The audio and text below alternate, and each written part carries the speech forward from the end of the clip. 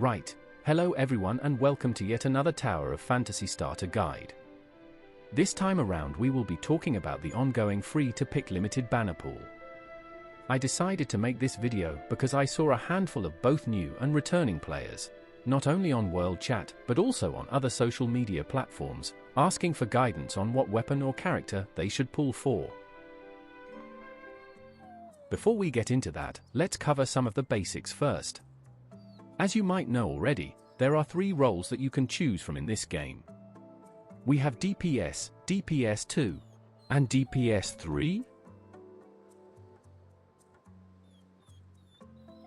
Kidding aside, the roles that we technically have in the game are DPS, Fortitude, also known as Tank, and the support/healer, which is referred to as Benediction. Now, despite having tank and support roles, their presence are only needed on very few select endgame contents like the Void Abyss, Origin of War, Frontier Clash Evolution, and the special limited time raids. When it comes to daily stuff like these guys, and even the weekly contents like Void Rift, Frontier Clash Hard, most players will go DPS and still sweep through them, no problems. It goes to show just how homogenized the latest 3.0 characters are. Bottom line here is you can choose to main Fortitude or Benediction if that's what you want, but you can't avoid building a DPS team, because you'll have trouble clearing some contents otherwise. I'm sure that veteran tank and support mains will agree with me on this one. The good news is that building a Fortitude and healer comp is actually cheaper compared to building a DPS team. The reason for that is because the game generally pushes out less Fortitude and Benediction characters, so they stay in meta for a very long time. Heck, we have Nemesis, a 1.0 character, Lyra, Saki, Lan and Fiona from 2.0, and they're still being used by plenty of Fortitude and Benediction players. DPS players on the other hand have to pull for every new banner of their specific element, if, and only if they want to stay in meta, because the rule of thumb in this game is newer character equals better DPS. Alright, now that we have that out of the way, we can move on to our main topic.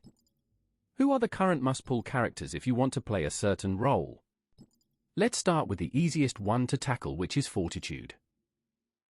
Mimi, also known as Huang, is currently one of the best Fortitude character in the game, not because she have a kit that can tank tons of damage, but because she can taunt enemies for as long as she wants, allowing the tank to keep the aggro most of the time.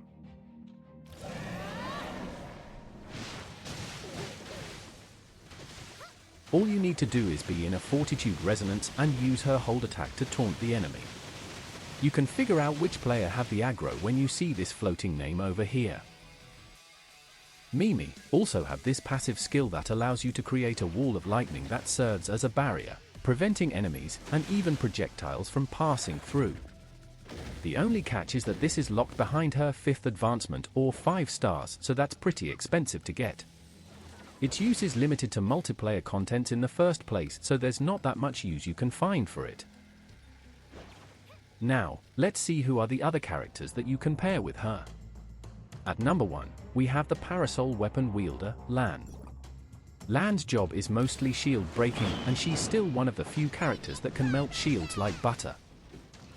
When Lan is equipped and Fortitude resonance is active, using any weapon skill will taunt nearby targets for 2.5 seconds, and using her own skill grants damage reduction to nearby teammates. Moving on to Saki Fuwa, who not only works as a Fortitude but also as a DPS. When Fortitude resonance is active, she will turn into a Fortitude weapon, but on the other hand, if attack resonance is active, she will work as a DPS. Her skill set will also change depending on your current resonance. As much as I'd like to go into further detail about it, that is not what we're here for, so let's go ahead and proceed to cover a bit more about her Fortitude skill. When in Fortitude resonance, you can hold her skill for up to 3 seconds, which will continuously taunt nearby enemies. While in this state you would be able to absorb damage up to 60% of your maximum HP. At the end of the charge, she will strike to deal frost damage and heal a little bit. Saki's core advancements are A1 and A5. When she's A1 and you're in a frost resonance, all of your weapon skill cooldowns will instantly reset once you've casted a total of 5 skills. Although this is more useful for DPS rather than Fortitude, but you might still find some use for it. Her A5 on the other hand is a very helpful advancement not only to DPS, but also for Fortitude because it allows you to trigger Phantasia when you want to. For those who don't know yet, Phantasia is a time-stopping mechanic, triggered when you manage to perform a perfect dodge or perfect weapon swap.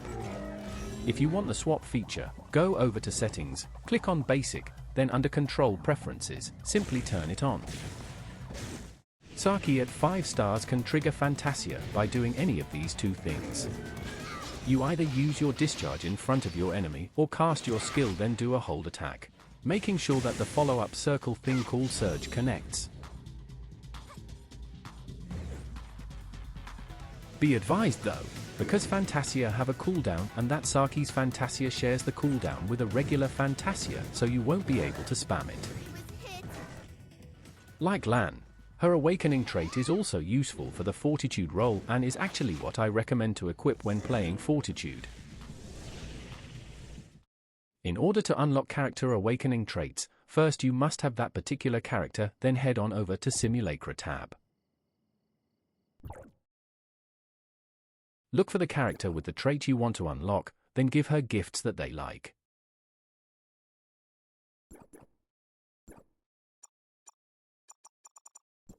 Currently we have characters that goes up to 7,000 awakening points, but 4,000 points is a good stopping point for beginners since this is where we will unlock the better version of their traits.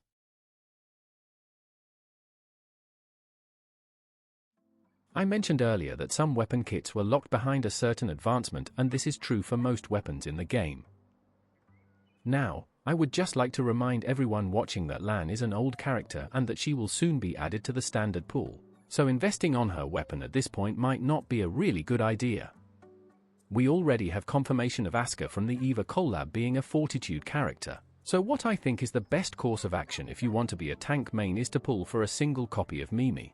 Grab Saki from the free SSR selector box, then pray to the RNG gods that you get early copies, and lastly, to wait for the EVA collab.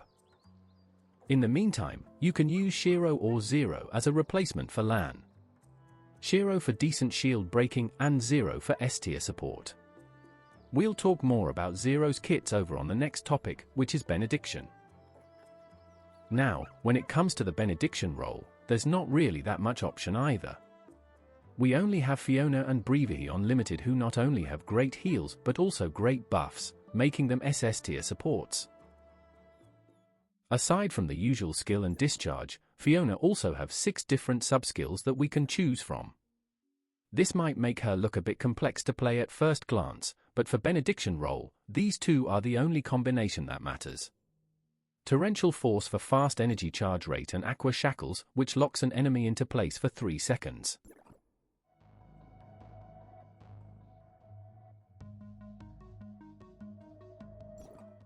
The way that Fiona's skill works is that the first sub-skill will be incorporated into her main skill, so if you use that, it will also trigger the effect of your chosen sub-skill. The second sub-skill on the other hand will have its own skill button and you can use it anytime you want. Another part of her kit is the ability to link to a Wanderer. Tap and hold normal attack while on the ground and choose a teammate to link to. A linked ally's healing received from Fiona's weapon is increased by 50%, and one more effect will be given depending on their resonance. Fortitude gets extra 50% resistance, DPS will have an extra 20% attack, and when linked to another support, both of your outgoing healing effect is additionally increased by 30%. Apart from that, when Benediction Resonance is active, her discharge will heal all teammates and grant them a 10-second buff that will negate one attack from an enemy. It also helps take care of debuffs like Graying Bite, which if not removed, can one-shot delete you or your teammates. Fiona's dashes heals HP equal to 150% of your attack, and it also shaves away a little bit of Graying Bite. When Benediction Resonance is active, one dash also gives you a little bit of weapon charge. Let's talk about advancements. Honestly, she already works fine at A1 or even A0, but the execute mechanic from her A3 is in demand for time-limited raids. The way it works is quite simple. When the HP of an enemy falls down to a certain percentage, an A3 Fiona can immediately execute the enemy, as soon as they deal a damage. You can tell when an enemy is executable when their body gets dyed in red.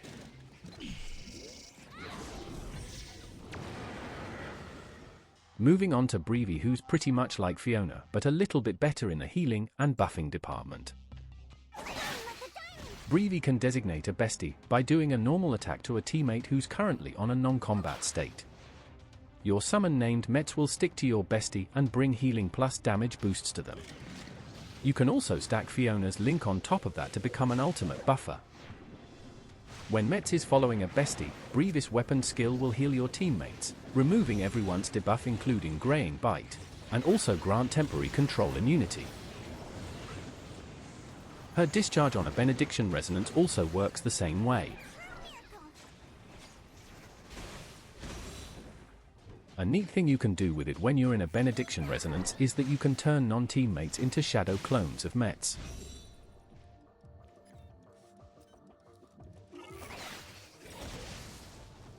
Brevey's core advancements are A1, which makes her heals stronger and also grants your bestie 3-second damage immunity under certain conditions.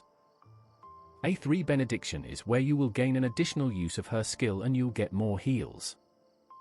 On the highest advancement, you'll be able to increase teammates' final damage by 20% and shatter by 25% simply by being near them.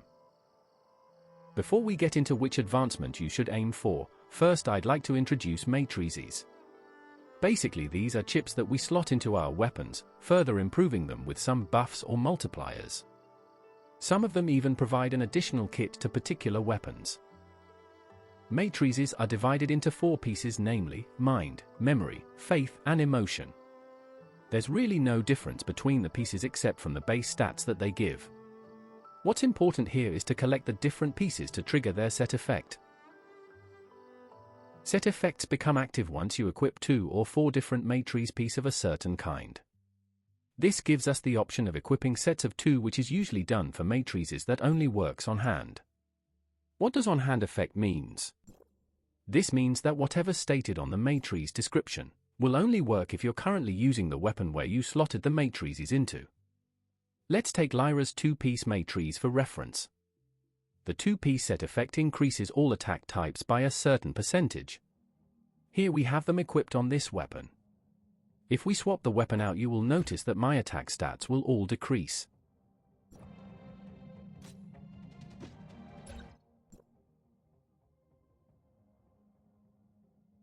Offhand effect, on the other hand, is the opposite.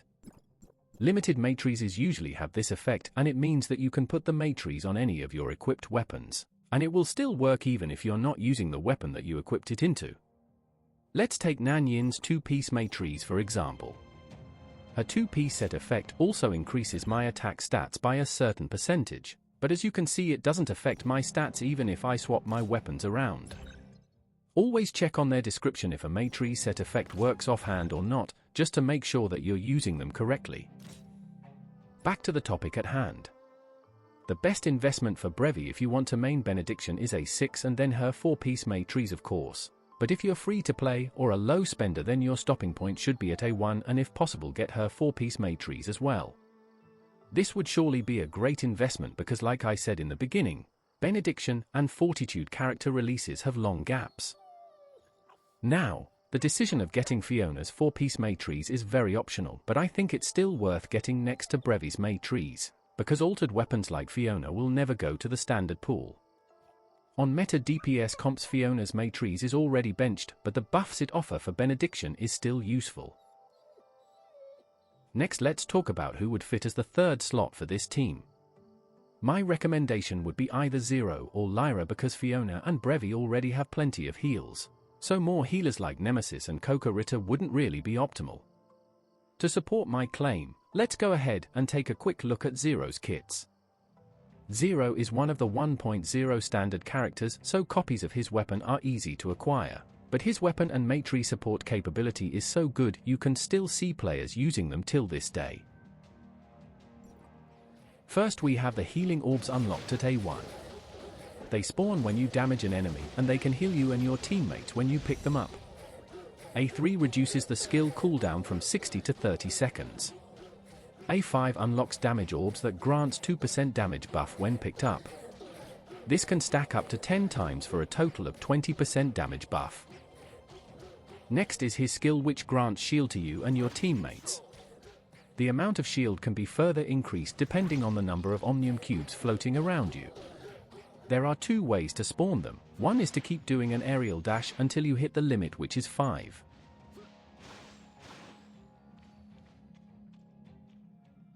The other one is to cast Zero's Discharge and you will automatically get 5 cubes. Casting his discharge also grants you and your teammates 3-second damage immunity. Apart from the buffs that he offers, this is also one of the reasons why he's such a great support. It's basically an AoE iframe, and damage immunity is always welcome in hard contents. Speaking of, the next character, Lyra, also have an amazing kit at her A5. She grants her teammates a cheat death ability. Now, I've never really tried using her weapon, so I don't know much about her kits, but if I were to sum it all up, Lyra have heals. She also gives shields, her A5 can prevent instant death, and she can beat the living hell out of enemies with those arms. If you guys want deep dive analysis of weapons or characters, I recommend you to visit other Tower of Fantasy content creators like Maggie and me Chuzak. What we've went through on this video are just surface area knowledge about the kits of some characters. It's like a simplified explanation as to not confuse and overload you with information. Finally, let us proceed to the DPS role, but before we get into the specifics, allow me to tell you that if you plan on being a DPS main, then you should avoid wasting any resources on DPS characters from version 2.0, because they've already been power crept by version 3.0 characters. Unless of course you don't care about numbers and stuff and want to pull a certain character because you like their design or gameplay. The first thing you have to decide if you want to become DPS is the element that you would like to play. The 4 main elements in Tower of Fantasy are Flame, Frost, Physical, and Vault. Later on, the 5th element, Altered, was introduced. Much later on, dual elements became a thing, but these weapons still have their dominant element, so we can ignore talking about those in the meantime. Now, if you were to ask a serious question to any veteran player about who is the must-pull character for DPS right now, 10 out of 10 will tell you Nan Yin. The reason for that is because she is an altered character, and the meta comps for each element will always revolve around the latest altered character and their matrices. One of her weapon passive is to let the darkness inhabit one of your weapons. If Nan Yin is part of the team, Inhabit will increase Wanderer's damage dealt by 15%. Another is the ability to copy the element type of your previous active weapon. This means that if you switch to Nan Yin after using a Vault weapon, then you will deal Vault damage. Same thing applies for the other elements. Her discharge will also be based on what element type was equipped before using it. Each elemental discharges have their own different effect.